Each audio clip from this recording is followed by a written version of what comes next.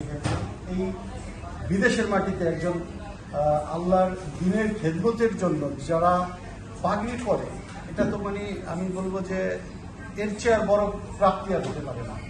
যতই আমরা লন্ডনে বড় বড় ইউনিভার্সিটিতে আমরা ব্যারিস্টার হয়ে বিভিন্ন শিক্ষিত হই, কিন্তু দ্বীনের খেদমতে যারা এডুকেশনে আসে এদেরকে আসলে সত্যিকার অর্থে আমি মন থেকে খুব বেশি শ্রদ্ধা করি।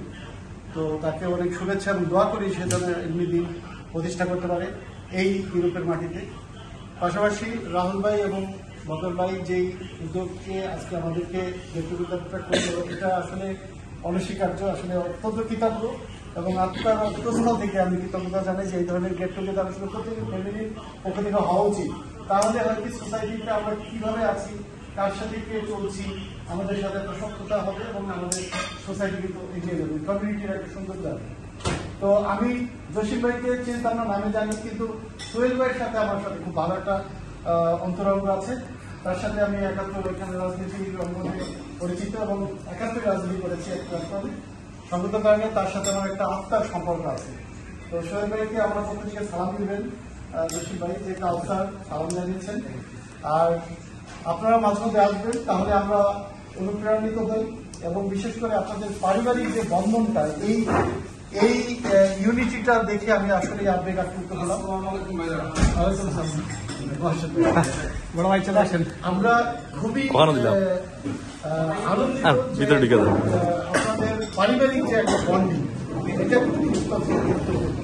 তো আমি দোয়া করি আপনাদের এই পারিবারিক বন্ডিং যেন আজীবন থাকে, আমৃত্যু থাকে এবং আমাদেরও যেন আপনাদের এই পারিবারিক বন্ধনের মতো আমাদের মধ্যেও যেন এরকম পারিবারিক বন্ধন হয়। এই দোয়াও করবেন আমাদের জন্য।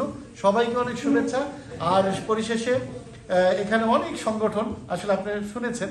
তো আমি আরেকটা ব্যাপার বলতে চাই, আমাদের প্রেস ক্লাবের আজকে সাধারণ সম্পাদকের জন্মদিন ছিল, কিন্তু সবাই আমরা জানি না, কিন্তু আমি জেনেছি।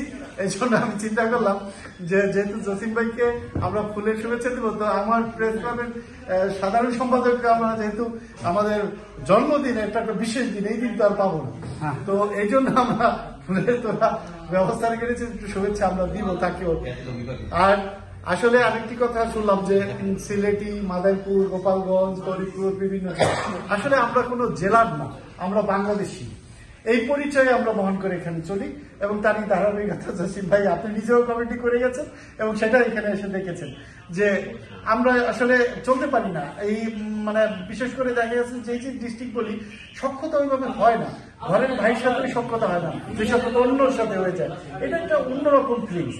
তো সেই জন্য আমরা বাংলাদেশ হিসাবেই দেখি আর সেভাবেই এগিয়ে যাই। তো সবাই সবার জন্য দোয়া করবেন। আর এই আজকের আয়োজনের জন্য আবারও কৃতজ্ঞতা এবং ধন্যবাদ জানাচ্ছি, বিশেষ করে জসিম ভাইয়ের পরিবারকে আল্লাহ হায়াতে তৈবা দান করুক এবং সুন্দরভাবে এগিয়ে নেক এই প্রত্যাশা রেখে, এবং আমাদের যতগুলো সংগঠন আছে সবাই যেন দিনের খেদমত করতে পারি, এই দোয়া করবেন। আসসালামু আলাইকুম। আখির দাওয়ানা আলহামদুলিল্লাহ।